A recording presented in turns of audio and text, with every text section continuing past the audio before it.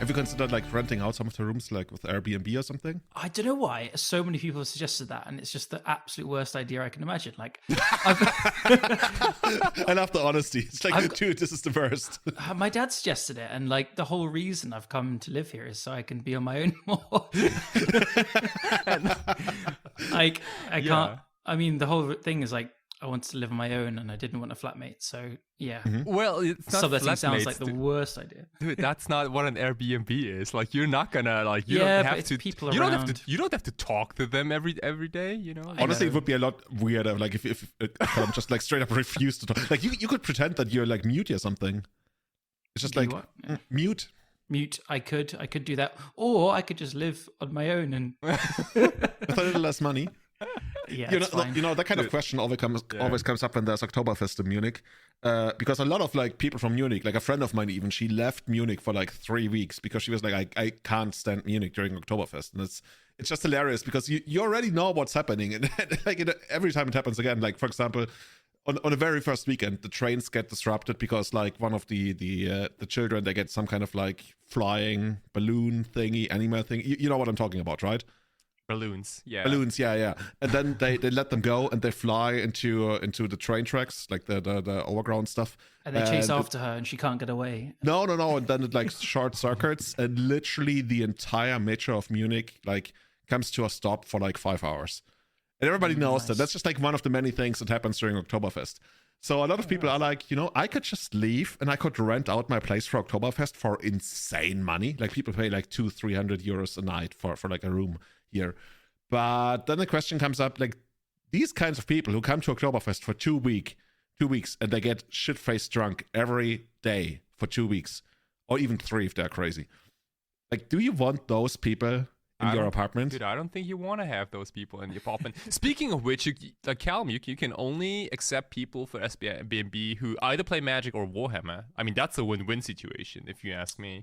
I'm sure there's loads of them looking for a place in where I live. GP Newcastle, here we go. Oh, man. Yeah, I'm sure. Okay, I'll start making friends around here, all the Magic shops and stuff, and be like, hey, do you want an Airbnb like full time in my place? That I don't want you there anyway. Like, yeah, cool. Come right in. Sounds about right. Okay, and with that, hello and welcome everybody to Everyday Real Estate 178, your favorite, most deceptively named bi-weekly legacy podcast. Today's show is brought to you by our Patreon, Connor Clark, who upgraded to the Eternal Witness tier. Hey, now we're one step closer to funding our own magic room inside Callum's palace. If you want to support the running of the show directly, you can support us on patreon.com/everydayeternal. Guys, what have you been up to? I gotta say, I haven't played, I think this is the first time between 2 podcast episodes, but I think I haven't played a single match of Magic. I believe. I've been playing a bit, and I've been like paying attention to Eternal Weekend so far, and I'm always keeping up with stuff, but I don't know, I live right by the sea, and so I'm just going for walks every day. Like, I've played a couple of leagues, but all the time I'm spending inside is feeling like a kind of missed opportunity at the moment.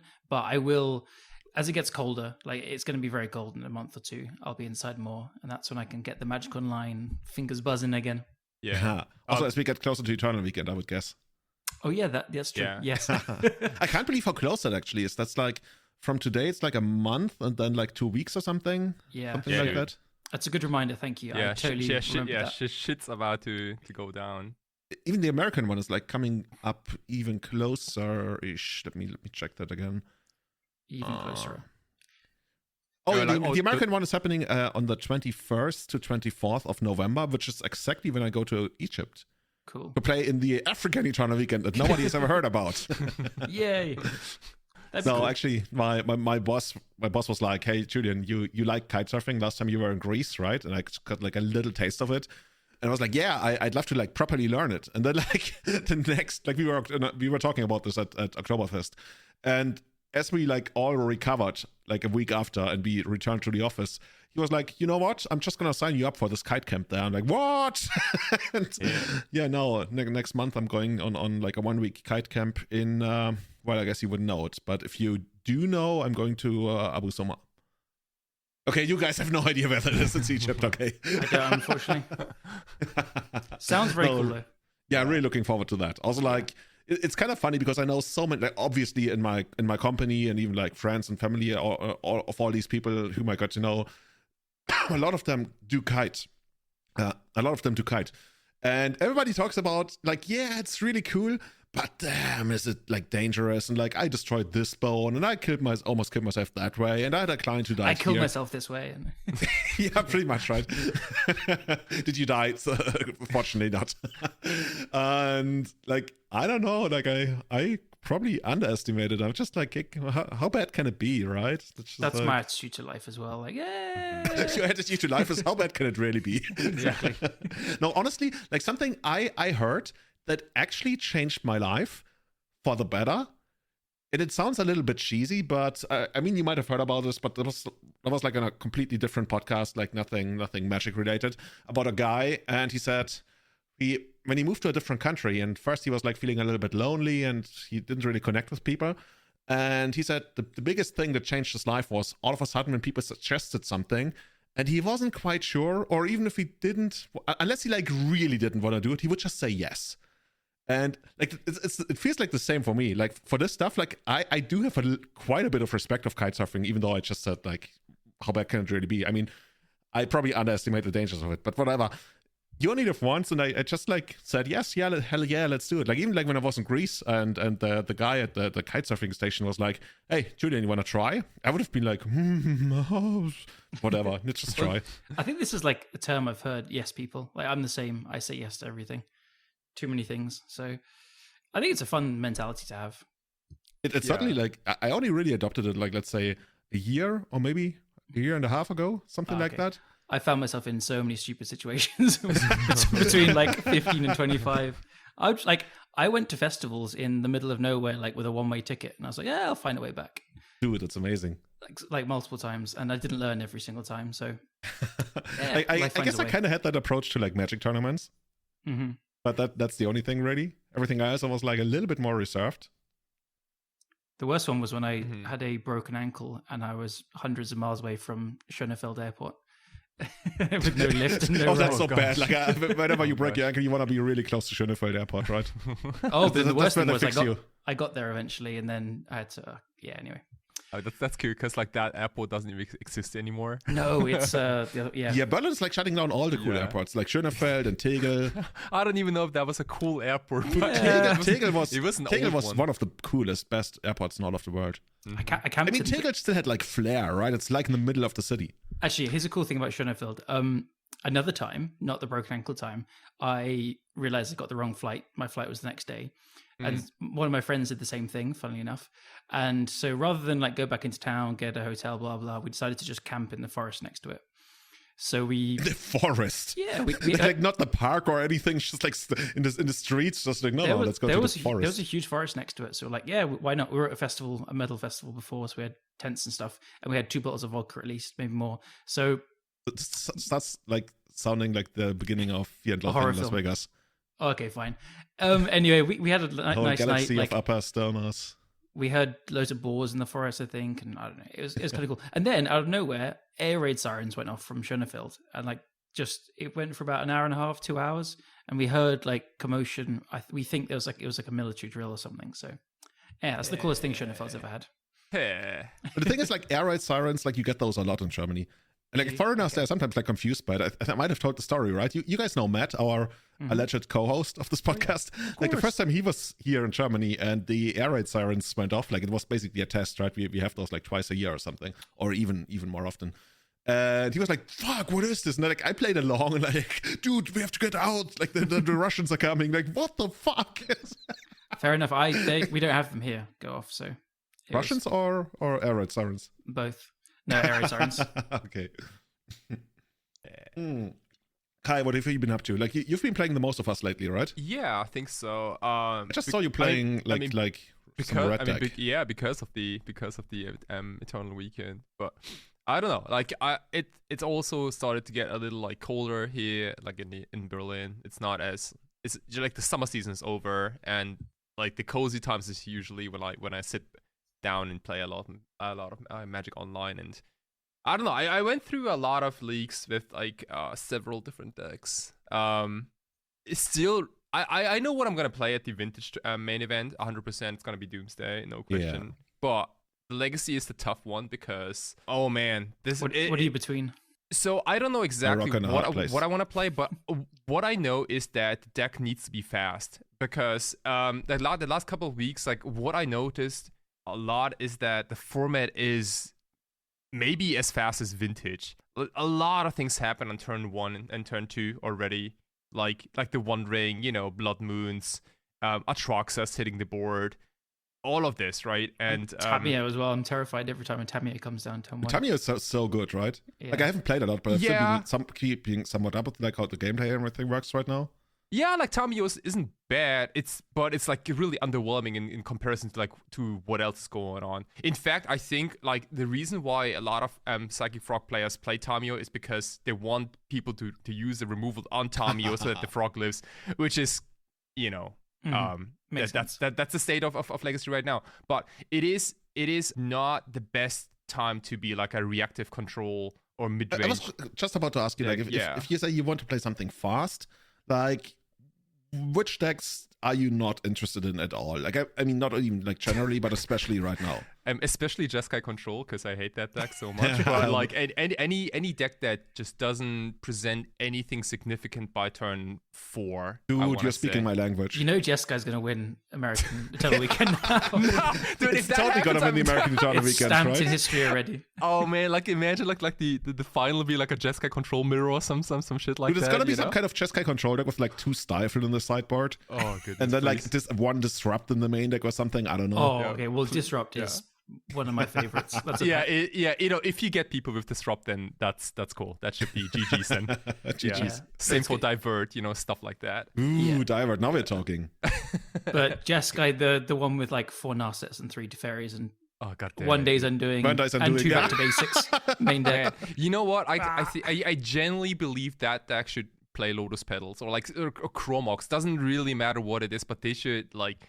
That mana curve needs some real fixing. Honestly, Chromox is the exact kind of thing that kind of deck wants. It's just like the card disadvantage is so rough.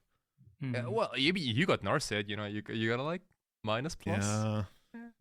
I don't know. I never said that the deck is good, right? So if you play Jeskai and you listen to this podcast, you can unsubscribe right now. I mean, they've already done that. We've shown. If they haven't done that by now, then I don't know, man. Yeah, people know what they get. One of the biggest Jeskai fans in the world is gonna sign up to our Patreon now. That'd be so funny. Yeah. That'd be so funny. Yeah. Actually, is there like somebody who's like really heavily associated with like playing Jeskai all the time? Like on the world stage, if Legacy has something like that. Like I would say Angelo Cadet, probably. Oh yeah, Angelo. But he also played a lot of full color. But yeah, he also plays like a lot of Driver, right? When he thinks like control is bad. Last time I played him online, he was playing Frog Reanimator as well. Yeah, so pretty much. He'll play the good stuff as well. Angelo's just like, when you ask him about like what is good in Legacy right now, what is bad, he's always got this very catchy attitude about like when he tells you a deck is bad, he would just look at you. Jeskai, no, that deck is bad. And he's like, he sounds like he's the happiest person in the world, even though like Jeskai is his thing, right? But he's just like, he could be the bearer of the worst news in the world and still be super happy about it, and always like contagious in that regard. Well, he'll come to us like Jeskai is good. No, Julian, see, you must play Jeskai. Yeah, okay, Angela. Yeah. See, we're shitting on it, but like. No, I'm never shitting on him. He's one of the most successful Legacy players. No, not him on Jeskai. But 2 or 3 of them made top 8 the last 4 seasons as well. So, but that was in Italy. That doesn't count. Not because of Italy, but because Italians love Jeskai. But yeah, we talked about it, right? Like Jeskai did really well there. That's true. But like, it was right after the last ban, I want to say, right? I think so. Yes, yeah. Pretty sure. ELM and 4 Seasons was after Grief ban. Yeah. But like control decks, like they have to like the 2 most popular and like most winning decks are so different. A blue-black Reanimator or blue-black Tempo, and then Eldrazi. Like there's not a single thing those 2 decks have in common. So imagine being like a control player. Like how do you tackle these 2 matchups? Probably like turbo. Turbo humility. Turbo control. Turbo control. Yeah, dude. I guess none of you will remember a deck called Accelerated Blue. No. No. Does nobody? Oh, okay. Wait, that's not the Sea Drake. No. Zombie Accelerated deck, Blue okay. is like from before Sea Drake. Accelerated Blue is like a deck from like Before Sea Drake. Yes, dude, Sea Drake like Sea Zombie. That was before like, I was born. Sorry. pretty much, dude. I was actually talking about something the other day at work, and my colleague was like, "That's actually before I was born." I was like, "Dude, shit." Oh, wow. Okay. Anyway, no, Sea Drake was like Sea Zombie was a deck in like 2004, 5 allegedly. Dude, that deck was sweet though. Okay. Anyway, so Accelerated Blue is like a deck that goes back to Urza's Saga and Urza's Legacy and everything. And it was just like a straight up mono blue control deck. And they realized, okay, all of like our high end, it costs a lot of money, a lot of mana. They might have even had something like Treachery and Morphling. And I think they also had Musty Core. I'm not too sure. But they realized, okay, this is our blue control deck, but it's too slow. So we add Grim Monolith to the deck. Ooh. And that was Accelerated Blue. That's cool. It's a pretty cool name, right? It's just like it's so blunt. It's just like we're gonna add this 2 mana accelerator to our deck just so we can like pump out our 5-drop on turn 3 or something. So like, yeah, I guess. Look, I mean, if you can't slow down your opponent, then you have to speed up. I like that a lot. If the format asks for it. I mean, it's pretty much what Chromox does in these control decks, right? We always had Chromox in control decks. I mean, we haven't really had Chromox in control decks for a long time, but when you think back to Scepter Chant and everything, I'm pretty sure they also ran Chromox here and there. And I mean, it's not something you do in Legacy right now, I don't believe, even though we talked about it, how it could be a way to build a control deck.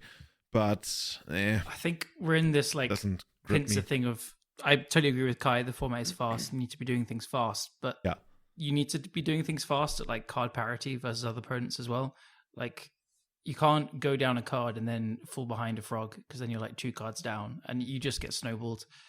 So yeah. I don't know if Chromox is actually the way. No, it's definitely not. Yeah, it's an interesting thought though. It's the format does feel like that. I mean, Control just really struggles with Micah Spawn. I think is just the absolute bottom line. Like, I'm going to complain about Micah Spawn if you guys don't stop me. So no, keep going. It's just when I was trying to like mess around with miracles and stuff, I even had 4 consigns in the sideboard as you should and stuff. But like at the same time, if you just don't have it at the right time and you're leaving up 2 or 3 mana and stuff, like getting 2 lands killed, like with the Wasteland and the Exile trigger, it's so brutal. So I think that really, really just punishes control of mid-range decks so much. But if I remember correctly, Consign to Memory was actually played even more than Psychic Frog. Yeah, the most played card, Eternal Weekend Asia. Mm-hmm. But I don't know about that, but it was. Yeah, it was. It was. I mean, it's not the most played card, right? No, it was. It was not. I'm pretty sure it was not because I looked this up the other day, and like there's just like no way it's played more than some of like Sunland or like Brainstorm or how can you play more Consigns than Brainstorm? Because every Brainstorm deck plays Consign. Right, I'm getting confused with something. You're probably right. Or maybe there were like a lot of Merfolk players, you know, like a couple, which is kind of typical for Japan, anyways, because it's a fish country. I'm trying to remember country. I'm trying to remember what stat I saw then. Like, but by the way, shout outs to the Legacy Data Collection project, because a lot of the stats we're going to talk about here I actually got from their work. And let me look up Eternal Weekend Asia, because I saw the Consign to Memory was like very high up in the most played cards. Maybe it's like most played new card or something. You're right. I'm losing my mind, but I mean, nothing else. No, so the most played card, of course, is Forceful, Brainstorm, Ponder, Wasteland, Polluted Delta, and then Consign to Memory. And I guess you saw that because it's Modern Horizons 3. It's the most played Modern Horizons 3 card. Maybe the big selling thing was like it's played more than Frog, which. Yeah, it's played like around 100 copies, more like 921 copies versus 827 copies. For example, Forceful is 1,360. So this is pretty much up there. This is played more than Underground Sea. So many consigns when you consider more than Days. It's mostly a sideboard card. That is so many. So the most played Modern Horizons 3 cards are Consign to Memory, Psychic Frog, then a big gap, Vexing Bobble, Barrogoyf, Disruptor Flute, Kozilek's Command, Tameo, Sawing Microspawn. I guess nothing is really surprising there. Okay. Glaring Fleshraker, Harbinger of the Seas, and Pyrogoyf. Like, I've seen that card quite a lot lately. in all these like Dragon Stompy, Red Stompy, whatever we call these decks by now. And that's so sick. The card's really good, right? This card is no joke. Because it says like whenever another Lurgoyf enters the battlefield, it's so when you have a second Paragoyf, they see each other, and you just gotta shoot a lot of stuff. And you can most of the time you can go lethal. You don't even have to attack. Card's insane. When you already have like one in play, and you play the second copy, do you get like 2 triggers? Yes, exactly. The first. Or do you get 4 triggers? No, you get 2 triggers, right? You get 2 triggers, yeah. But that's already good enough. That's insane amount of damage. Like that's usually like if there are 5 6s, that's 10 points. And you can just go to the face, right? And then you also have like this giant creature. Yeah, for some reason it also shoots opponents. I didn't know, because like when the card came out, I think a lot of people went like, okay, well that's a Flame Tunkavu, maybe like an upgrade. But no, like this is real. This card. It's kind of funny how much better this is than Flame Tonkavu, right? Oh yeah, it doesn't even need to kill itself on an empty board. It's terrible with Rest in Peace out, but yeah, other than that, it's pretty solid. Is Rest in Peace? No, the Rest in Peace is nowhere close to being a legacy card right now, right? Like too many probably cards, not. But but when you mentioned control, like I was like, dude, like if there was a deck that could like turbo out Humility, that would like wreck so many of the top decks. Does it though? Does it even stop Eldrazi? Like their cast triggers? God. Sure, well, yeah, they're gonna blow up your land, but like they end up with like a bunch of 1/1s, like Fleshraker doesn't do anything and so on. I don't know, like I'm not the best deck builder by any means, but like the most, I think like the 4 most played decks in Legacy right now are, I think, all pretty soft to a resolved Humility. I don't know, there's like combo decks that just completely don't give a shit as well. I mean, yeah, but that's what you sign up for, right? When you play like a blue-white control deck. But they also win with Thassa's Oracle most of the time, so like that's a 1/1. Suppose so. Every time there's, I mean, maybe you're right, but like every time there's a suggestion of Humility or like Energy Field, Rest in Peace and stuff, and it sounds really good in theory, and then you have to play mid-range Tundra, and the deck just sucks. Like, yeah, I guess Wastegate Battle Mage also kills it, right? Yeah, exactly. Right. And if you're playing this like Tundra Enchantments shit pile, they're gonna bring the battle mage in. That's actually how you should call these decks: Tundra Enchantment shit pile. But like it's gonna go up like that on the Wizards website. Yeah. And in the finals with Tundra Enchantment shit pile against Burn. It's funny because like we all kind of know what this deck probably looks like, right? Everyone does. 2 Energy Field, 3 Rest in Peace. Yeah, please tell me it's like a bunch of like enlightened tutors for like a really shitty toolbox and like 1 scroll rack. Oh, God. Did you guys remember when there was a 4-color counterbalance deck that even played Enlightened Tutor? Like that was 2010. PV, Palo Vito Damo Rosa played that at GP Madrid 2010. Is that with Thopter as well? It might have had that at times. I think his version didn't play it, if I remember correctly. And yeah, part of the idea was for the Enlightened Tutors is that you recoup the card advantage by just like using it as a counterspell when you have counterbalance out. That's okay. I mean, I guess this deck does play like 3 counterbalance. It's just like, yeah. And then I don't know. I've been burned by Enlightened Tutor way too many times. Yeah. No, guys. Should we quickly talk about like to provide some kind of view of what's going on right now in the metagame, especially in Eternal Weekend Asia right now, because we have so much data from there. So the other weekend we got 614 players. That's amazing. Do you think we're gonna have more in Europe or the US for the Eternal Weekend? I think yes to both. Yeah. Yes, definitely yes for the US. I don't know about Europe, but how many did Europe had last year? I think we also had more than 614, but I'm not sure. Are you sure? I would need to look it up. I could probably look up an old Eternal Weekend episode or something, or the show notes. Ooh. Yeah, if either's less, it's going to be Europe, like at 500, 600-ish, I reckon. Yeah, but it still looks like a pretty good turnout to me. Yeah. And now, so we get, once again, thank you so much for the Legacy Data Collection team doing all this work here. I guess it also like helps that everything was on Melee this time, right? Hopefully people labeled their decks correctly, because I've looked into some like Chund Reanimator deck, and then it turns out to be some kind of like control deck. Like this is not Chund Reanimator. The top 8 one. It was yeah.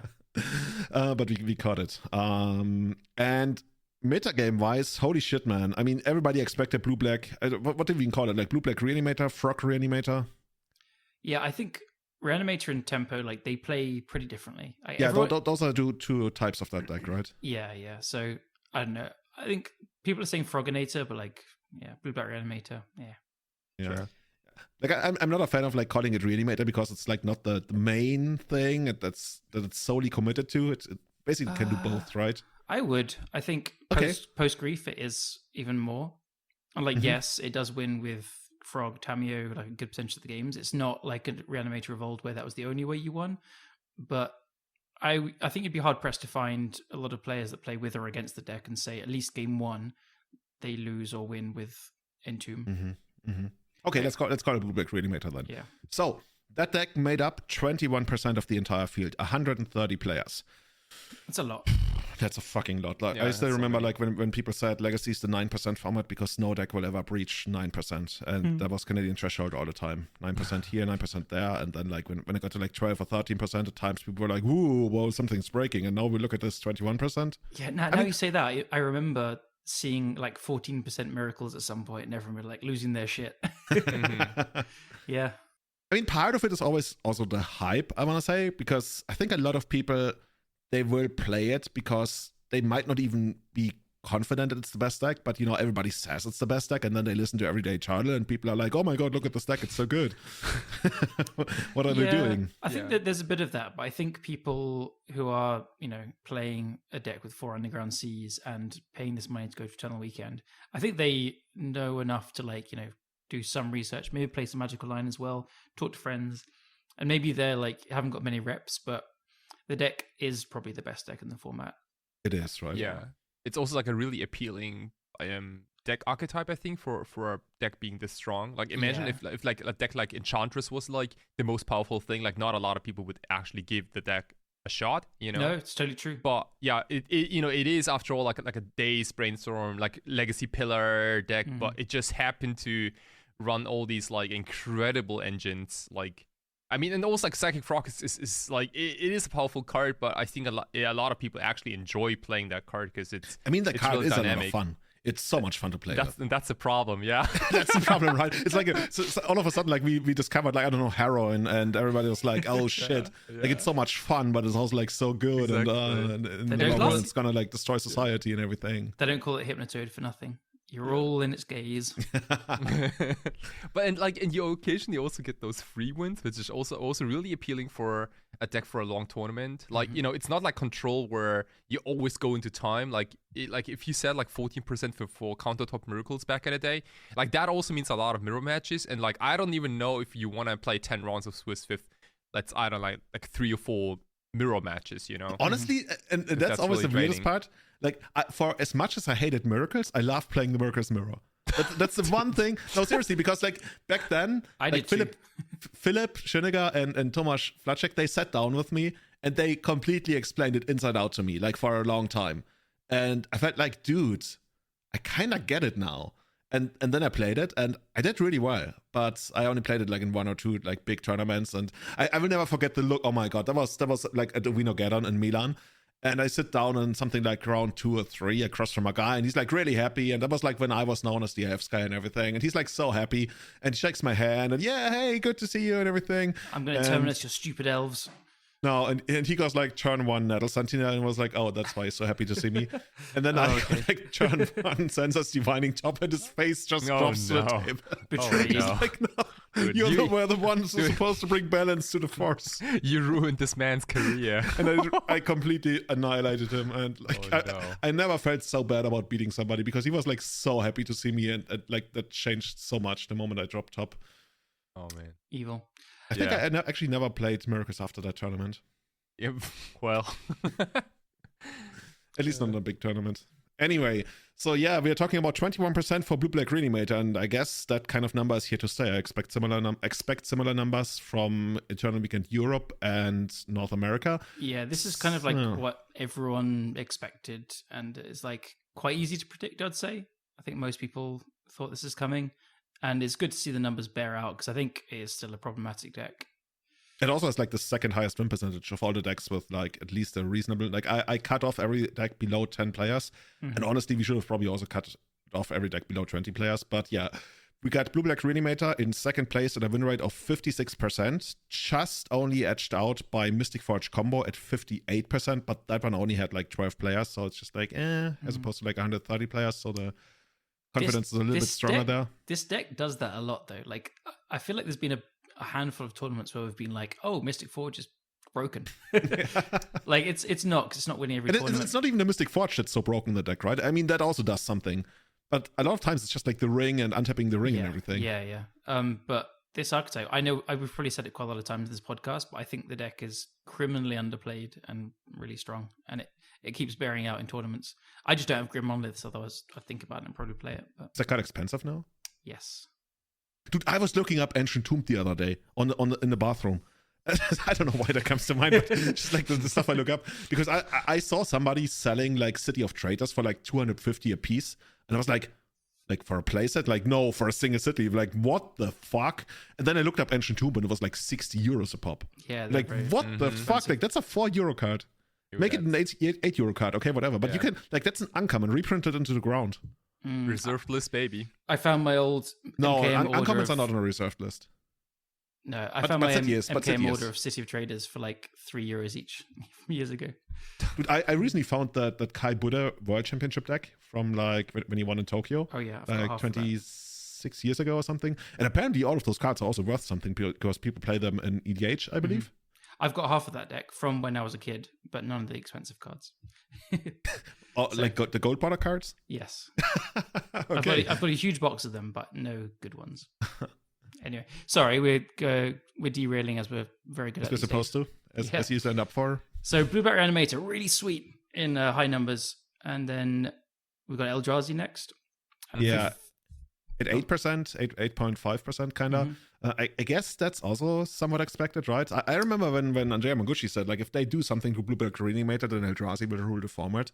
And it certainly is like getting into pole position to take over the format should something actually happen to Reanimator. Dude, I sound like somebody from the mob. Like, if something happened to Reanimator, it's like, yeah, we know what you're talking about, dude. Just be straight. I feel like the Eldrazi number's a bit low, or lower than I expected, actually. So do Japanese players not like Eldrazi? Like, what's wrong with tentacle monsters? Well, it's I don't know if it's like a Japanese thing, but it's like I'd say like it's more like a City of Traitors thing. No, like I don't know many people who have the full playset of City of Traitors. It's just like such a unique land. It's also pretty expensive, and but that deck doesn't play City as far as I know, right? The mono green. Oh shit, it doesn't. I think like they play one of Gaia's Cradle at times that I see quite a lot. Yeah, okay, that counts too. But a one of Cradle, like you don't even need. I mean, I guess it's good because I see it all the time, but it like as a one-off. So I wouldn't say like, okay, here's a one-off City of Traitors. Maybe they're not playing City of Traitors because it's too expensive. Okay, here's a two of City of Traitors, but I think that can't be the main reason. I would guess. Yeah, I honestly don't know. Like the deck is very powerful. Maybe a lot of people were they anticipated that Consigned to Memory is going to be like one of the most played cards during the tournament. So like they wanted to step back from Eldrazi and play something else. Or maybe it's just the play style. Like I have not played Eldrazi myself, but the Eldrazi play pattern are maybe not what you're used to when you play a lot of Legacy usually. Because like the deck is like brand new and it does like so many strange things, you know, like especially with Flash Raker. I was gonna say like you probably miss so many triggers of Flash Raker if you're not used to it. Oh yeah, probably all of them. Yeah, all of them. just like a creature. Just like doesn't do anything. Yes, your Nylrod creature. I mean, we're still talking about the second most played deck, and we're talking about how we expected it to show up in greater numbers. But yeah, I think considering that it's like it's still quite a lot. Yeah. Considering that it's like not your typical Legacy deck with your, you know, Brainstorm Ponder or like Midrange Turtle or something, I think like that's decent. And I mean, it's good, right? It has like a win percentage. What kind of win percentage do we see here for Eldrazi? 54% at 52 players. That's pretty good. Made for the fourth best deck in between Blue Black Reanimator, or rather behind Mystic Forge, Blue Black Reanimator, Band Control. Is Band Control kind of like Nadu? Beans? Nah, Beans did pretty terribly. Beans is like all the way down. Beanstalk Control, non-Yorion is down at like 46% with just 11 players, so there's really only so much to read into that. But I think it's Nadu Control, because also that's what Rodrigo Tagores played into the top 8, and that deck is also labeled as, it's labeled as Banned Nadu. Okay, well, Banned Control. But Banned Control non-Yorion, that kind of feels like to me like it should be Nadu, because we don't really see Nadu anywhere else in that list, so I'm pretty sure that's supposed to be Nadu. Yeah, you're probably right. 16 players sounds like the kind of number you'd expect as well. 56%, 1%, basically the same as Blue Black Reanimator. Nice. Yeah, it's a very good deck. One thing I don't really like about the deck is I feel like the backup plan. I mean, not in a like spiky competitive way, because obviously the deck is doing really well. It's just like I like when there's like combos in my creature deck, but I feel like the backup plan is so weak that it makes me less interested or like less exciting to play it. I feel like it's kind of streamlined. Also, like when I look at let's pull up Rodrigo's list here. Got it here. Banned Nadu. It weirdly, I don't think it has. I'm not sure I'd even say it has a backup plan. Like the deck almost always, it basically always wins with Nadu and Nomads, and then just like controlling the game. But that combo is so resilient in this shell of like, it just plays this mid-range game. It's a banned mid-range shell, which then at some point gets those two together and kind of goes off. So, yeah, it's kind of hard to stop in the long run, right? Yeah, exactly. Because eventually they're gonna get it. They also like the delighted halflings make it so that you kind of have to deal with them if you want to stop the combo at some point, which feels so bad if you're sitting across from that. Yeah, exactly. Looking at the sideboard, there's also nothing else really. Yeah, like the closest it has to a backup plan is kind of like a beatdown with Nadu. I mean, it has happened to me for sure. It can happen. Yeah. It's rare because it feels like a classic kind of paint scenario where you're beating down, you're winning with this Nadu and stuff in the air, and then eventually you draw a ponder and you find the Nomads and like, oh well, I guess I'll win like this anyway, because it's like they're at 6 or 7, but you kind of combo anyway. Yeah, so that's that deck. Then third most played deck, we already talked about it, Dimir Tempo. Callum, you talked about how that deck plays fundamentally different to Reanimator. You want to go into that for a little bit? Kind of does, kind of doesn't. Like the people walking back on it, I love it. I still stand by it, but at the same time, you're still playing against Underground Sea and Frog and all these cards and stuff. So on one hand, you could say that 27% of this room was like mid-range, like these kind of mid-rangey Frog decks, but the presence of Entomb and Reanimate just completely changes how you can play against the deck and how you sideboard against the deck. Whereas the Tempo deck, like you want some kind of slow Graveyard Hate to stop the Netherghost, like Ghost Vacuum or I guess what's the card called? Unlicensed Hearst or whatever. But you can't bring in like Fairy Macabre against them, which is the most played creature, I think it was.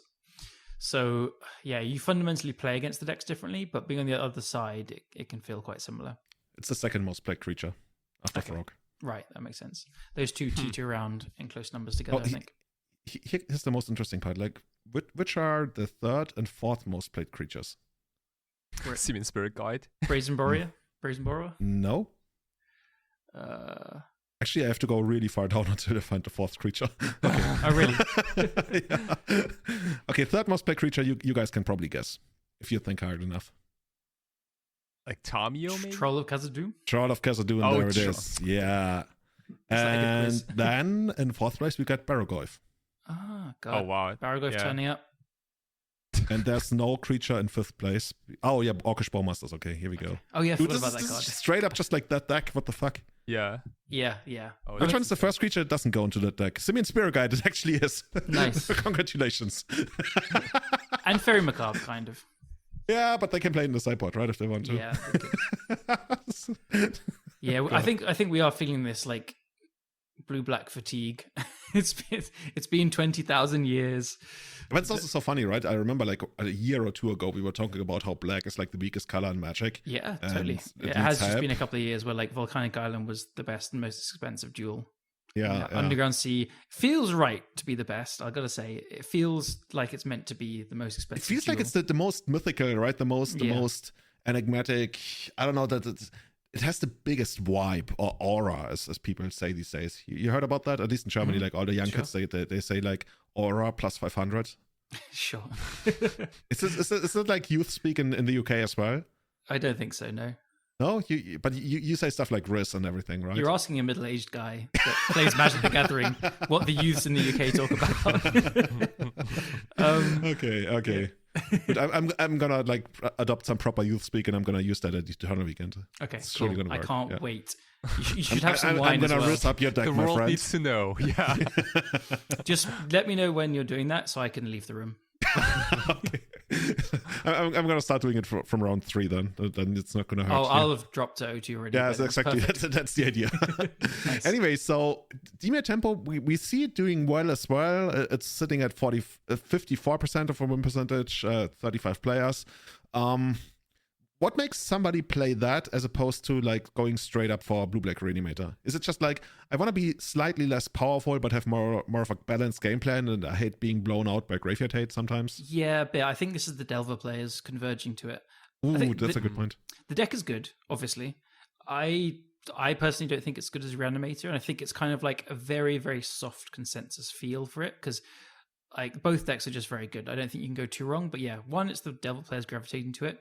2 is if you've looked at the numbers and how matchups are going, Dimir Tempo is pretty good against Moonstompy, but Moonstompy is pretty good against the Reanimator version, and Moonstompy is pretty popular. So that's like one kind of argument. Wait, you're saying Moonstompy is good against the Reanimator version? Yeah. Yeah, So. Okay, we'll get into that, because actually I looked into the matchup details for all of those most played decks, and okay, let's get into that. There's a couple of points, but I think ultimately it's like both are fine choices, so it's more of a Delver deck is my kind of guess, which I know it's not like backed up by stats and stuff, but it's how I think a lot of players will think about it. Let me look up like Dimir Tempo. Dimir Tempo did really well against that Nauseam Storm. It did well against Stuffle Breakfast. Okay. It went 7-7 against itself. Nice. It dragged Doomsday like no tomorrow. Had a pretty super balanced Eldrazi matchup, and I can't find anything that it was actually terrible against. Oh, well, it went 1-5 against Nadu combo. Okay, I can actually see that. Yeah, because they don't play blasts. So 3-3 against Moopsos. Oh, they got wrecked by Red Painter. 6-15. Well, kind of wrecked, I guess. Yeah. But then they wrecked Red Stompy. Oh, yeah, and as you mentioned, yeah. And the thing is, Blue-Black Reanimator, the only bad matchup I could find for it, if we even want to call it that, was actually Red Stompy. Because it went 20-27 against Dragon Stompy. That's pretty the worst. Yeah, I was gonna say, right.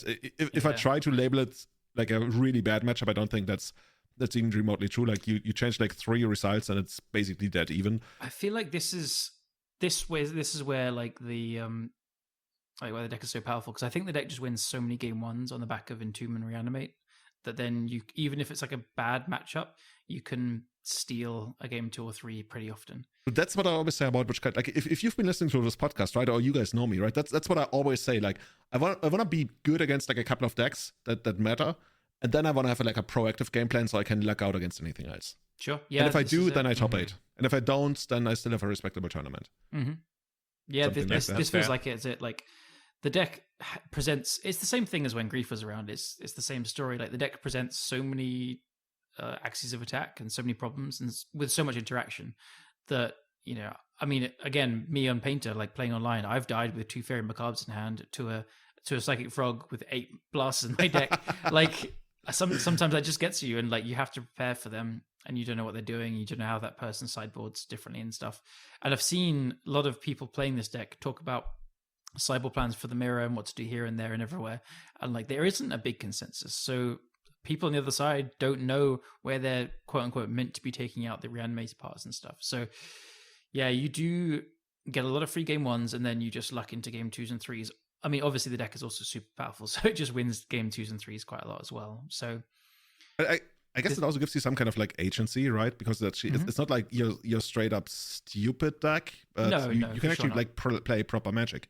Yeah, and I think that's why what draws a lot of people on top of the people who just want to play Reanimator, right? Yeah, who feel like, dude, I can actually like outplay my opponents, and that's why I gravitate towards this kind of deck. Yeah, I feel a lot of sideboard games I lose is where they kind of have a push, like a little bit of interaction for the first couple of turns, maybe a Thoughtseize, push, Daze, Force of Will, this is the deck doing its thing, Wasteland, blah, blah, blah.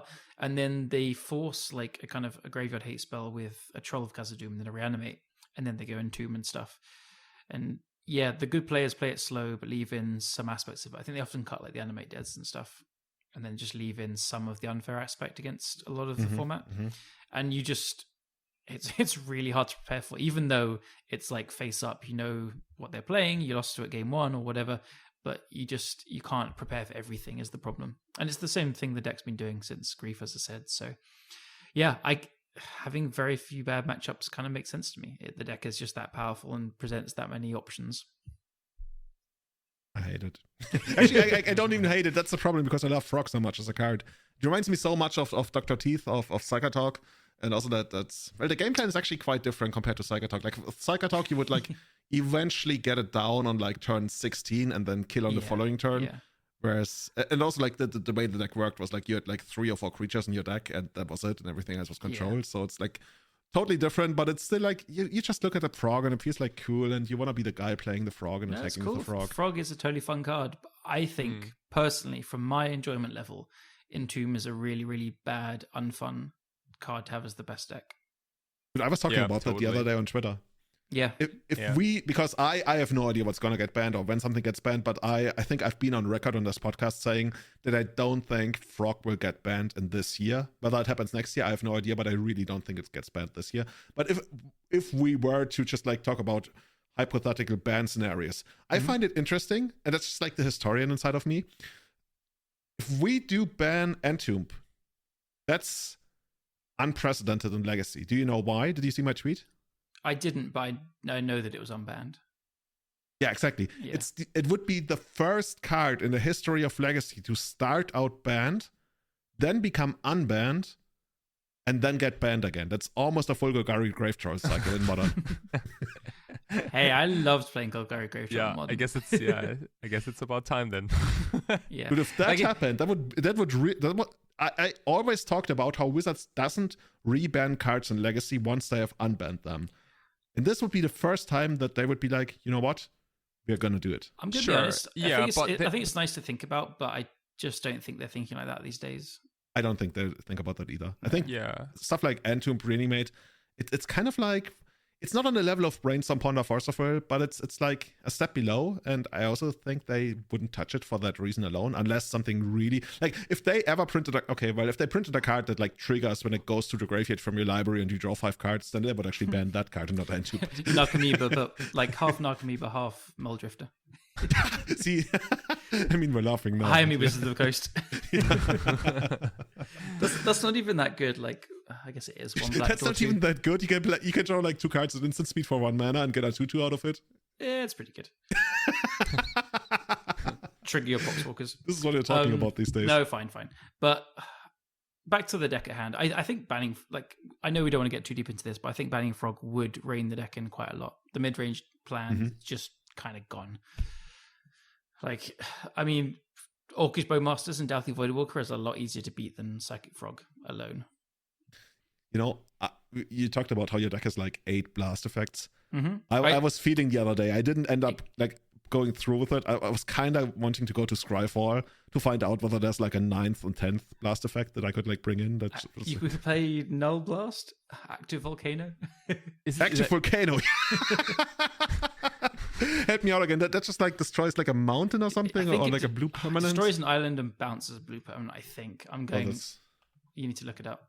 Well, the thing is, I know what it looks like. Yeah, but I actually don't remember what it does. No, I've obviously never played it, but I think it's that. I mean, if anybody has played it, then it might be you. No, I've okay. Active Volcano. Distruggi una permanente. That's Italian. Vulcano attivo. Instant. Nice. Choose one red. Choose one. Destroy target blue permanent, or return target island to its owner's hand. So this could actually be your blast 9 to 12. Can't counter though, right? It just you can't counter. No. You can only destroy blue permanents. It's quite a bit worse, isn't it? Ever so slightly, right? It's from Legends. Yeah. And it costs basically no money. It's like 69 cents. Nice. I think I'd play the Null Blast, the new one from Modern Horizons instead. It's pretty Null bad. Blast. Is it's so bad that it don't even. It's like you destroy. It's a Null blast. Elemental Blast. Counter target multicolored spell. Destroy target multicolored permanent for a waste mana. It's really bad. I mean, it's kind of cool. I like it, but yeah, we're never gonna. Actually, in Painter we could pay for it, right? But it's kind of. And it's super unreliable. If you have Painter in play, you can counter monocolored cards with it, as long as they're a different color than what you name. Oh yeah, true. But don't worry, it's terrible. You will need to use your brain for that. No, that's kind of hard. Unless you have two painters and you name two different things. The coolest thing I've ever seen someone do with Painter is Peter White, who's Power 22. He played a 5-color Painter deck with like Astrolabes when it was legal, and you would play a Painter, name White, and every other card in the deck was not White. And then you play Niv Mizzet Reborn. Do you know Niv Mizzet Reborn? Oh, and it triggers, right? Yeah, it's like 5 mana, 5/5, one of each color. ETB, you get to put a Boros, a Golgari, a Dimir, one card of every guild into your hand. So Painter made everything like a guild color. So you get a Brainstorm. Anyway, that sounds like Power 22. It's just exactly it's like very normal stuff for him. Yeah. Anyway. Anyway, yeah. Should we talk a little bit about Red Stompy? Because I feel like also that deck ended up taking it. Well, we say that deck, but it's actually the player, right, who ended up taking it down. Mm-hmm. And that player was Kai. I'm gonna give you the honor. Yeah, Takano Shigeki. He's like. Of course, you're gonna say this is my neighbor, right? I used to go to kindergarten with him. Dude, I played against this guy like a lot of times. Like he lives in the Haruya Tournament Center in Tokyo. You know, there's like 120 million of Japanese people. And Kai has played against every single Legacy player in Japan. Oh no, because like you know, whenever you go undefeated in a tournament, like you end up playing against him like 100%. And you went undefeated a lot. Oh, I saw that. Yeah, well, not many times, but you know, sometimes. But then I got crushed. So like you know, and is he like? What is he like? Is he like super spiky, or is he like always play Dragon Stompy, or what is he? Yeah, he does. This is actually the first time seeing him on an Ancient Tomb deck. Like he usually plays the best deck in Legacy. He played a lot of Elves back in the day. Ooh. And then he was actually the best Elves player in all of Japan. And then played Miracles when Miracles was really good. He played a lot of Delver, and then like back to Elves and yada yada yada. But I don't know. He's just like this mastermind. And he's so fast with his plays. He doesn't go to any foreign events. That's why he's probably not very known in European or American community. Mm-hmm. But because he's scared of flights. Oh, is he really? Yeah. You have so much background information on all these players. This is insane. I love this. I told you. If I wasn't on this podcast, I would subscribe to it. Yeah. Like, have you heard about Dennis Bergkamp? No. Dennis Bergkamp is one of the best football players to ever live. But he was also scared of flights. So he would just like not fly to tournaments. He would sometimes take the train or just straight up not go. Yeah, I can see that. This is the Dennis Bergkamp of Legacy. Loving it. You know what they called him, by the way? Because he's from the Netherlands. They called him the non-flying Dutchman. That's good. Put them. But yeah, it's actually like not even that uncommon. I think a couple of my friends in Japan, like they don't have a passport actually because they've never been to a foreign country and they probably never want to.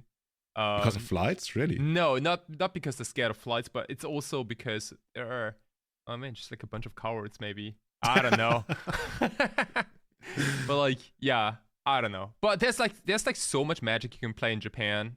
So like if you like this guy like Takano Shigeki, like he plays Legacy, like paper Legacy every single day, right? Because that's what you can do in Haruya Tournament Center. You can he's play like really into it. So you're saying he's like an actual Legacy grinder. He's not just like some kind of pro who happens to play Legacy for the big stakes.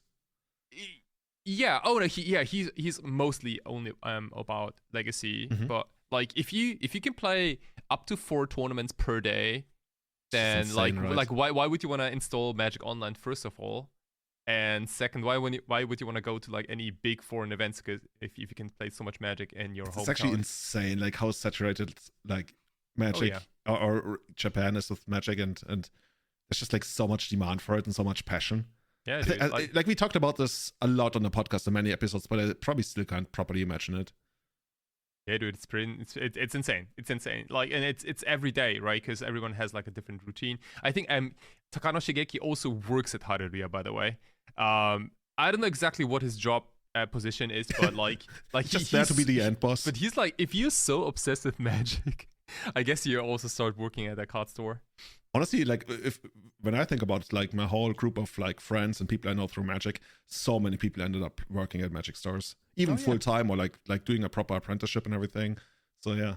Yeah, totally. Yeah, why not? So, dude, looking at the deck, the first thing I see is 4 copies of Waxing Bobble and 4 Fury. I guess that's just like how it works. Yeah, also 4 copies of Chromox, but you can play around that, right? Pretty easily. I mean, that's kind of funny to see. So what he said, like there was like this 1 hour long interview, like post tournament interview. Oh, I listened to it. I didn't understand a single word. Yeah. I just happened to keep it running and was like, why am I even like watching this? I'm not even understanding anything. So like to sum it up, like in one sentence, turn 1 Vexing Bauble into turn 1 the One Ring is cracked. That's the whole message, right? So like you go Vexing Bauble and then you follow up with either Blood Moon or the One Ring or really anything else, and like people are not gonna be able to force, or like I guess they need like 2 Force of Wills, and that's just so unlikely. Yeah, I mean, like Vexing Bauble, like he said it so many times. Vexing Bauble is a little bit of a sleeper. Like you see it in a couple of decks here and there, but you don't see it enough. Like the card is absurd. Like for what it does. Like people say that it warped Vintage, but it has the potential to also like warp Legacy almost to like a unhealthy like, degree, you mean? Yeah, like, well, I don't know if it's necessarily like unhealthy, because it like you don't get to do all the free shit anymore, right? So like it keeps decks like oops all spells in check 2, and you also have a little bit of I don't know, like extra protection against stuff like Force of Vigor, Endurance, that sort of stuff. In fact, like it's just like so much incidental hate that you have against a lot of stuff that you don't even think about. Yeah, and that but that's what makes this card so good, right? Like it's not like this super fringe sideboard card that you get to eventually board in, maybe sometimes, but like it has so much text already against a lot of the decks, I think. And the best part is that it's the best versus tempo decks. And that's like a card, man. Like when was the last time we had a card that was so good versus tempo? I think the last card, I think the only other card that comes to my mind is Carpet of Flowers. Dude, I was thinking exactly the same. I was gonna say, if he doesn't say Carpet of Flowers, I will say it. Like, yeah, Vexing Bulb is insane. If you play tempo and your opponent goes like Ancient Tomb, play around Days, and play Vexing Bulb, dude, you can pack your stuff and leave. Yeah, you hate it so much, right? Yeah, totally. Because like could wasteland you. Well, they could, but Delver's just not made for like, you know, like they run 6 removal spells and they have to deal with like 4 Pyrogoys and 4 Bronze Bombardiers and whatnot, right? Like the 6 removal spells, the 4 wastelands are not gonna save you from what's gonna happen from the opposing side of things. Dude, I wanna play this deck so badly right now. Yeah. So I'm personally terrified of Painter playing Vexing Bauble because it really makes it hard for Doomsday to beat it. It's already kind of tough. I hate to admit it, but like Vexing Bauble is just, oh gosh, like because I'm currently on a Doomsday deck that also plays 4 Vexing Baubles, which is like strange, right? In a Lotus Petal Force of Will Days deck, but it's just like how good this card is against tempo. So you basically you use it to go like turn 1 Bobble, turn 2 Dark Ritual, Doomsday, and look at the opponent. Exactly, and there's like come at me, do something. Dude, there's nothing they can do about your Thassa's Oracle. Yeah, and they certainly don't want to like Vexing Bobble against like force Vexing Bobble against Doomsday, right? Like you're happy if they do that. Exactly. Like also like what happens a lot of the times, like, you know, you as a Doomsday player, you go Vexing Bauble, they go Force, and then you kind of daze back. And like this is like the stays was dead anyway. It's like sometimes you get Thank them, you very know. much. Yeah. And you get like early concessions, which is cool. But yeah, like again, like this Vexing Bauble, but particularly good with Ancient Tomb, I think. Like turn 1 play around that days, and then make sure that you play that Haymaker, whatever it is, but like the One Ring in particular, it just makes it so that the Moonstompy deck just cannot flat out. It's impossible. You cannot flat out with this. Yeah, sometimes I've seen that deck actually like struggle with the life total because of the One Ring and the Ancient Tomb, when they couldn't like close the game out quickly. So for example, when they get like an early ring and they have used their tomb a couple of times, and then the other player actually like deals with their first 2 creatures, and then like they spend sometimes 2 turns getting something down again, which I guess is kind of unlucky because they have like Pyrogoyf, Layla, Broadside Bombardiers, and maybe even Hardcast Fury at some point. So they use like that's also how it worked out in the finals, right? I guess we can talk about that in a moment. But I feel like they sometimes race against their own ring and Ancient Tomb to close out the game before they actually die to that. And then if the opponent is like an aggressive, I guess evasive thing, like turn 1 Delver, turn 2 Delver, okay, I mean, yeah, that's not happening so often, I guess. Yeah, no, but totally. Yeah, like this deck is it's mono red aggro. With a little bit of prison. There's just like there's no Chalice of the Void in the entire 75. There's no Trinisphere, no Sphere. Like just aggro. Yeah, Chalice got replaced by Bauble basically. Yeah, kind of. Yeah, it's like Chalice on 5 almost. Yeah. But like, yeah, this deck is just it kind of reminds so fast. Me. Yeah, it kind of reminds me of the first versions of like Dragon Stompy back in 2007-ish. Where basically the whole idea was, I'm going to play 3 things you'll have to deal with. And if you can deal with those on turn 1, 2, and 3, then you win. But if you don't, then I win the game. And like Vexing Bobble now is one of those things. And it costs just like 1 mana. And you have to deal like with Vexing Bobble and then like the 2 creatures afterwards. It's just like tough, man. What is and it, like the ring you can't even properly. Yeah, Gathen Raiders, right? Ooh. Let's play them again. Yeah. Also, sometimes I think like maybe Arc Slogger and saying nah. Actually, Gathen Raiders and the One Rings are non-boo. Is it? Don't they get plus 2 if you're empty-handed? Yeah. It's true. You want Hellbent. That's true. God, yeah. All right, never mind. Gathen Raiders is not your time to shine. But yeah, I've seen the One Ring be so like it also it's a red aggro deck, but the One Ring lets it play this pretty slower interactive game, right? With Pyrogoyfs and Fury and stuff. Oh yeah, totally. You can be like mono red control if you want to. But like just best control deck in the format, by the way.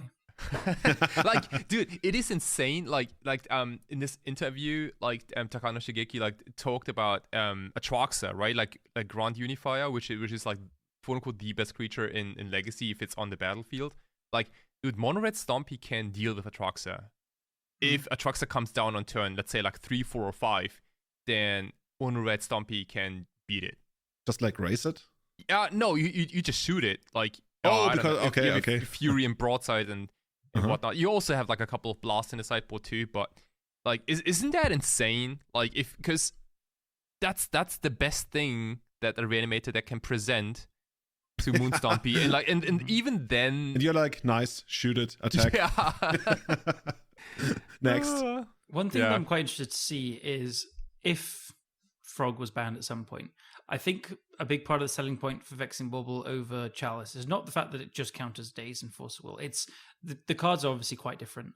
They counter different things. Like a lot of decks are very happy to see Vexing Bauble, but like hate to see a Chalice. But I think a big part of the reason to play Vexing Bauble over Chalice is so you can play blasts that kill Frog. And then good point. Then the Bauble is going to help your blast resolve as well. So if you don't have that angle, I think Mono Red really struggles with Psychic Frog, like massively so. So this is where the tempo deck, I think, probably has a better matchup because it can fight against it more. You don't all of a sudden have these Entombs Reanimates that lose into the Fairy Macabres as well. You can concentrate on this protecting the Frog and stuff. So you're saying like making the biggest frog available? Pretty much. That should be like an acronym. Biggest frog available. BFA. There's been a lot of big frogs in this format because of Tamiyo's ultimate. Just Fireball Frog. Fireball Frog. Dude, we should play, what's it called? Fling. You guys remember Fling? Oh, gosh. Of course you do. Here we go again. Fling Frog. Fling Frog. But we don't need to. It just flies. Yeah, okay. But yeah. Cool. So yeah, Dragon Stompy, dude, I'm so hyped for this deck. Like if I had to choose right now and I had the cards available, I would totally play this at Eternal Weekend. Yeah. I feel like this is just like so strong, so powerful. I think it's like a good choice, but not. I do think it still has a frog problem. It has a frog problem. Like not so. I played the deck this exact 75 just before the recording, and dude, I stomped Blue Black Reanimator. It was not even close. it was only a one match. I gotta admit, like it was not the best. Showing. Maybe my opponent drew a little unlucky. Maybe opponent was terrible. You can say it, Kai. Yeah. but I'm telling you, like in there was Psychic Frog, and Psychic Frog was like they were always on defense, right? And Okay. like so I think the mono red deck, like what it's so good at is pushing. Like it pushes so quickly and so hard. Like Psychic Frog was was instantly on blocking duty. It could not swing back. And a lot of the times, it like in the one post-board game, a lot of the times, it just died to like Broadside Bombardiers in Fury and dude, Broadside Bombardiers is so disgusting. And they had to discard their whole hand, and then I don't know, like That's fair. Yeah. Maybe I haven't played either side. So I think like, but I think that's the weak point about this Moonstompy deck anyway. Like I think if you're behind, you are screwed because your life totals is already low. Your creatures all care about attacking, right? You get like a lot of like hasty stuff and attack triggers and whatnot. But if the tempo deck starts to attack you, then you're probably behind anyway. And it doesn't really matter if it's like a Murktide Regent or a Frog. I guess you'll need really like a couple of Pyroglyphs or something. Like even a Murktide you probably can't kill with the Pyroglyphs sometimes. Exactly. Yeah. But yeah, that's kind of rough. But you have so much more mana, like in the first like 2-3 turns, that you're just gonna like overwhelm them. Like they can't even like if they daze any of your spells, then that's just so good for you. That's just so good for you. Yeah, it feels like double cheating, right? You're not only cheating on mana with Ancient Tomb, but then they daze and they fall behind, so you feel like, dude, I'm just like mana-wise so far ahead of you. You can't even see me in the review mirror at this point. Yeah, 100%. Yeah. Did you guys see how the finals went, by the way? Did you watch the finals? Oh, man, so good. So good. That second game, dude, you gotta watch that second game. The second game was really good. Yeah. So the first game was like kind of hilarious. Well, the first game was turn 1 Blood Moon, GG. Like the opponent never played a spell again. Just like, okay. And for the second game, the opponent went first. Opponent, by the way, playing Eldrazi. Land, go. The Takano went Mox, Tomb, Ring. Like, yeah, sure. What do you want to do on the draw, right? Then the opponent goes, land, go. Just like terrible feeling. Takano goes, city, Bombardiers, Layla. I guess they have Dismember in hand or something. He almost lost. I think he won the game on one life on 1 life point. Yeah. Oh, no removal spell, but opponent went like Glaring Fleshraker and completely went off that turn. Took a couple of minutes with I want to say like 7 or 8 game actions. I think it was basically like Kha'Zix command into more Kha'Zix command into more triggers, ETB like ETB triggers, and like Oh, and Takano Shigeki was like he went so low on life, and he had to overcome his opponent on like, I don't want to say like 14, 15, 16 lives, something like that. Yeah, opponent was like 15 or 16 lives, like super high, and he was like super low. And like when I saw the YouTube video and I saw there was so much time left still, I felt like, oh, okay, so he actually ends up losing this game. Then there's a third game. No, he barely squeezes it out, right? Because I think in the end he wins by using like broadside bombardiers to. I think he makes a second ring first of all to reset the first one, and then uses broadside bombardiers, I believe, to throw it. And like he just flinked like the one ring and like something else, but for like, lethal catch. Yeah. It was insane. It was. Imagine if Frodo did that. Like you walk up to Sauron, you're just like, dude, here it is in your face, and you take 2 extra damage. It's like, okay, sure, good enough. Yeah. Like we're gonna link there. I'm gonna have that in the show notes. The link to the finals of both Legacy and Vintage. Definitely. Yeah. Like maybe like one takeaway here is like this mono deck can kill very fast. Watch out. Watch out. Like because. You wanna make sure to properly block when you can, I think. Oh no! Now we're going deep, man. I'm not playing Legacy to block properly. I've never blocked a broadside bombardiers in my life. This deck can deal a lot of damage. Make sure to block properly. Where's your Patreon, Kai? Okay. You should actually write the most like superficial article in the world, and then just like try to sell it to a website and see whether actually they don't buy articles anymore, right? So anyway. Would be interesting though. Honestly, like a lot of stuff that I've seen coming out with ChatGPT was like a lot better of what like people used to like Well, sometimes they didn't even sell it to websites. It's just like, hey, you want to publish this? And like, yeah, sure. It's like, okay. Anyway, so we got a whole top 8. I think we're not going to go into every single deck here, but also shout outs to Rodrigo Togores, by the way. Got 8th place playing Band Nadu, flying all the way over from Spain. Also kind of funny, like I saw on Rodrigo's on Twitter, like when he came back, he played in the Arcanus, I think Arcanus 20k or something, what they call it, in northern Spain. And like the first deck he lost to after coming back from top 8 in Eternal Weekend was Burn. It's just like you just made top 8 in Eternal Weekend, and then you sit down across from the guy who goes Lava Spike go, and you lose that match. What can you do? Lots of other stuff in there. Honestly, nothing too exciting. Like the Dark Motherless Maverick. No, that's a deck that excited me. Like seeing a deck like that do well, I don't know, man. It's kind of cool. Sounds like a Duke's influence. Maybe, definitely. I think there was also like another. I think there was another Maverick deck also like somewhere in the top 32 or 64. I think. Cool. Oh, might be pretty actually cool. Pretty cool. Let me check that out. Can I see that? Oh, there's another one. You're right. What's this one playing? Yeah. Okay. Oh, that's more like green white depth, but it has like a lot of Maverick stuff. Yeah, that's pretty much green white depth. But this one we're talking about, that's actually Maverick, except for like it doesn't have mothers, and it's also playing splashing black. But I mean, Maverick has done that at times. But it's playing 4 Knight of the Reliquary, 2 white of the Reliquary, Barrogoyf's Endurances, Scavenging Ooze, which by the way I think is like, once you get it running, it's a really good card in the meta game right now. Some Acceleration, Ignoble Hierarch, Birds of Paradise, Noble Hierarch, Orcish Bowmaster. So it's not exactly like the Maverick of old, but it still has that kind of feeling right to it. And seeing that deck plays 12th is pretty cool.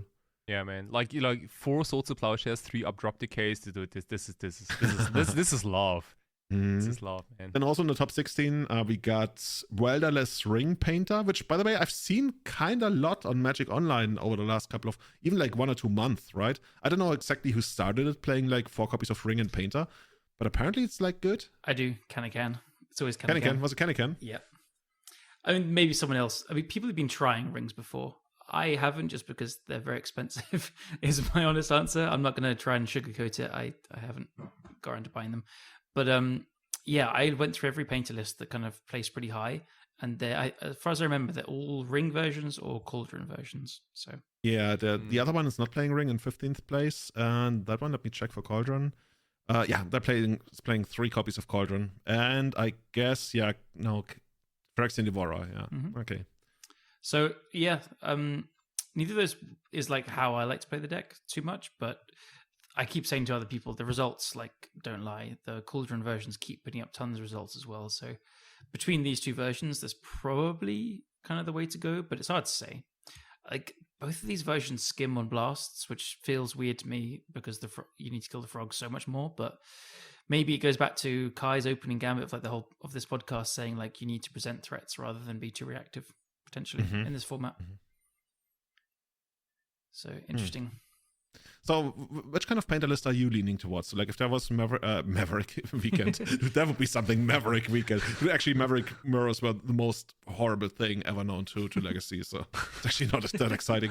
But which kind of painter? I guess you're gonna play Painter the Eternal Weekend, right? Yeah, I will, and it's either gonna be like kind of very stock feeling mono red, or cauldron probably.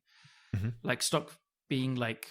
I mean, you could probably borrow rings, right, if you wanted to. I could, and I've had some offers to lend them online. This is me, kind of hands up. I'm a casual. It's not how I like to play the deck, and I don't think it's so clearly ahead of the other versions enough to like feel bad for playing it. But it's a bit too stumpy for how I like. And yeah, that's true. I don't. It's also like what's kind of keeping me away from it. Yeah, it's kind of like I know I enjoy playing this slow mid-rangey version of Painter, a bit more interactive and stuff. So if the ring version was like leagues ahead, I would be more into borrowing the cards and stuff. But it's not, I think. So I'm happy to find what I'm comfortable with, what I find nice and stuff. So that's either going to be like very kind of basic mono red. Right now I'm playing like just. Cutting, not having this other extra thing, so not having the cauldron package, Karns, rings, whatever. You can just play all the bits. So it's like I'm playing 8 blasts main deck, 3 bolts as well, 2 furies, and then you really hate the frog, right? Yeah, I mean, yeah, 8 blasts. I've been in a situation a few times where like I've blasted a frog on my turn, playing around days and stuff, and they force it. I'm like, you can't do that. I'm playing 8 blasts, and then I don't have another one. Callum gets up from the table, looks at Bob in the eye. You can't do that, mate. You can't do that, and then I don't have another one, and like kind of get run over a bit. See, so you managed to beat me, even though you can't do that. It's just like, you're not allowed. Should you write down that I won? So like, I don't want to be in that situation and feel stupid for only playing 7 blasts. But blast is also just jokes. At least you want to give yourself the best chance to have like enough blasts, right? Yeah. So I don't know. I'm not sure. I'm going to be playing a bunch of the Cauldron version again and Bombardiers because. You want to play Bombardiers in that deck? It was good at the beginning. People played it, and then it kind of faded out. And now there's a few people in the Discord that have just been on very good runs with it, and I see some results with it. And the card is kind of gross. So card is actually gross, especially that it has haste. Like it has no business having haste. Yeah, it has no business doing a lot of things. But that's true. Going to the face, for example. So yeah, I do plan to test that a bit more again. Other new little things, I've been quite impressed by Ghost Vacuum. I've just had one in the main, but that's been very good. That's kind of a replacement for one or two of the unlicensed. But those don't know, that's the 1 mana artifact, and you can like 1 mana tap it and remove a card from the graveyard, right? It's just free to tap. Just tap. Free to tap, yeah. Tap, exile a target card from a graveyard, and then 6 mana, activate only as a sorcery, if I remember right. You sacrifice or you exile the Ghost Vacuum, I can't quite remember. And you put a 1/1 flying spirit copy of every creature that got exiled with Spirit Vacuum. Wait, of every creature? I thought like sacrifice Ghost Warrior, put each creature exiled with Ghost Warrior onto the battlefield under your control with a flying counter on it. And each of them is a 1/1 spirit in addition to its other types, activated only as a sorcery. Oh, I totally missed it. Really powerful. That's insane. I totally missed that it's like every creature. I thought it was like one of them. Yeah. So this is where I've also been missing Furies from the main deck recently. It's a number with Vexing Bauble, but clearly Shigeki has proven that it's okay. So I've put 2 Furies back again, so you're better against like it's good against Eldrazi and the Nadu decks to extent and stuff. So a Fury is obviously an amazing thing to bring back with the Ghost Vacuum. Playing like D&T is still quite popular and around and pretty good, I think, in a bad matchup. So I've brought back a Solitude as well with it and stuff. I've once brought back 3 frogs with it. So it's really good. Permanently flying frogs. I like it. Yeah, very much so. So I might add a second. It's that good, I think. But Takano playing 4 copies of it, actually, in the moderate prison thing. Oh, really? He's playing 4 copies in the sideboard. Cool. Yeah, it's really good. Yeah. So what's interesting is everyone reads it and thinks it's graveyard hate. It's soft graveyard hate, but it's also like a kind of mid-range late game bomb. So yeah, I'm a big fan of that.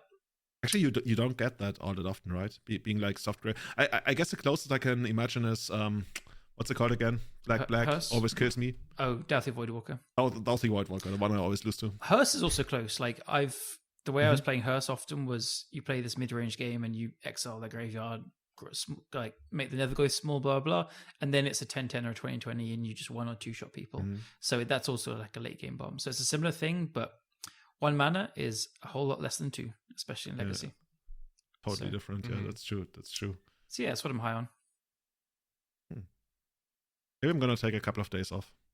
I'm actually gonna take a couple of days off to, well, I guess let's say visit Kai and hang out in Berlin, and maybe because I was thinking about taking the entire week off, and maybe I'm gonna have like 1 or 2 days of like dedicated ghost vacuuming or something.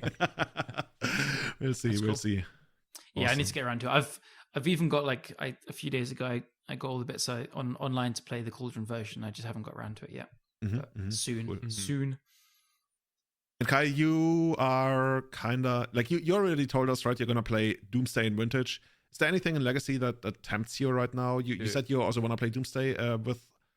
Yeah, I might want to, but like it's either this. I'm also fairly interested in this Oops All Spells deck, actually. What? Are you fucking kidding? No idea. Okay, that's it, everybody. Thank you to all our Patreons, especially our Eternal Witness tier. The fuck, man?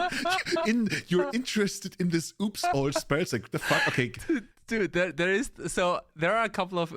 I'm not an oops expert, right? I don't even know if there are many oops all spells experts on this planet. There probably are, honestly. I guess and they know like all Faulted the form is like the one. Oh shit! Yeah, you're right. Like he always plays all the memories journey piles or whatever you would call it. Dude, but there was like I don't know when it was like a month or two ago that there was this version that played 3 copies of Thassa's Oracle in the sideboard. Oh, I heard about that. And that's he like still does, you know. Oh man, dude, because that was like an eye opener, right? Because like for the longest time, I thought that the deck requires your graveyard, but it doesn't. It just doesn't. It's like, like imagine if you have like let's say something like Nomad's Encore plus what's it called, Self Illusionist. Like those 2 cards combined are 8. You have 8 copies in your deck, right? Battle Street Spy is exactly Illusionary plus Nomad's Encore, and that you cast a Thassa's Oracle. I gotta admit, like you don't have any Brainstorms and Ponders. Like it's a little harder to find them, the Oracles. But man, I don't know. I like that deck definitely wins the speed contest, and as I was saying at the beginning of the cast, like it's about speed. Like a lot of the games are about speed, and they're also like if you look at the top decks like Eldrazi, Moonstompy, Painter, like those decks also don't run Force of Will. So it's kind of funny, right? Like you know what this reminds me. You know what this reminds me of? It reminds me so much of like 2016 when Eldrazi was like big for the first time in Legacy, and we went to Bazaar of Moxon in Annecy, and a friend of mine who had not played a lot lately was like, "Hey Julian, what should I play?" And I looked at it and I felt like, okay, everybody's like all about Eldrazi, and because of Eldrazi, like Force of Will is bad and everything. And I told him, honestly, like if you don't care, I think you should play Belcher. And he played Belcher, and he top 8 at Bazaar of Moxon with Belcher. Are you kidding me? Yeah. That felt so good, right? First of all, because it was my friend, and second of all, because like I really thought about it, and I felt like I think Belcher is not a bad choice here, and he went for it. And he just showed, like he was like, "Gee, Belcher, kill you." He had so much fun. I think Oops is pretty good. I think it's really, really hard to play though, so get some reps in. Yeah. Like it's like there are not a lot of like in-game decisions. I think the decisions are made before the game, right? Like the mulligan decisions, like those are. So just go and talk to Faulted Form. He comes up with the absolute wildest stuff. So I'm just reading a message he sent yesterday. He said, "The blue black deck's moving from Spellbomb to Vacuum has been a big deal. I can journey through all of it. This deck doesn't care about Bauble either. If Froginator uses Vacuum on Oracle, I can journey. Then after all the therapies, I can dread return Boggart, that's the 3/1 goblin that exiles a graveyard, to exile my own graveyard to protect against reanimate from my opponent." So that's reanimating his own things so he can journey it and stuff. And he's saying, "Oh wow. Like he beats like you can't dread return with a Bauble in play. But he beats it by having a Bridge from Below and Poxwalkers, and then you just Memory's Journey back 3 cards, and then you make like 10 plus power of zombies. And you just kill them with combat? Yeah. Are you kidding me? No, this is insane. He's also playing 2 Jack-o'-lanterns main deck now as well, so that he can rebuy things and stuff. Julian, I can sell you on it. He plays 3 Stifle sideboard.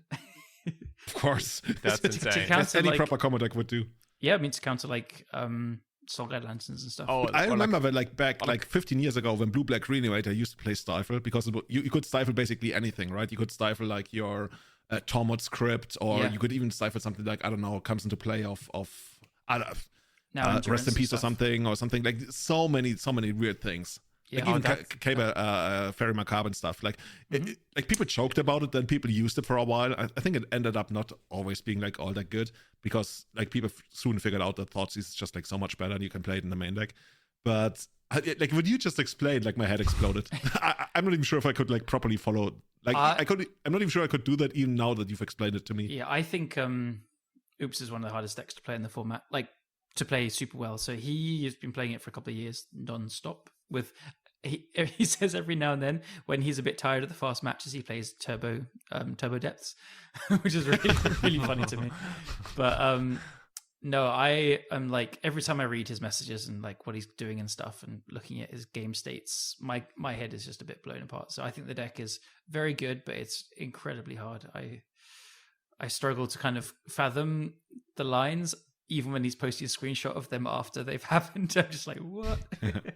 You know what's actually another reason to play Oops or Spells? Because like whenever you go to a Japanese website and somebody played Oops or Spells, you know what they call it? Oh yeah, All My Spells. Yeah. That sounds like, you know, some anime series of like a girl and she talks about all her spells that she has put on people and everything. I don't know, it's just like, it's kind of cute. All my spells. Today I will tell you about all my spells. Have a sit down and I don't know. Yeah. Cool. So if you actually end up playing this and I have to play you in the first round, I'm gonna hate you. Oh gosh, dude. Yeah. Which probably I mean, tells you picked the right deck, honestly. Yeah, but that's also like the problem, right? Like about this deck is that like it doesn't have anything in common with most other decks in Legacy.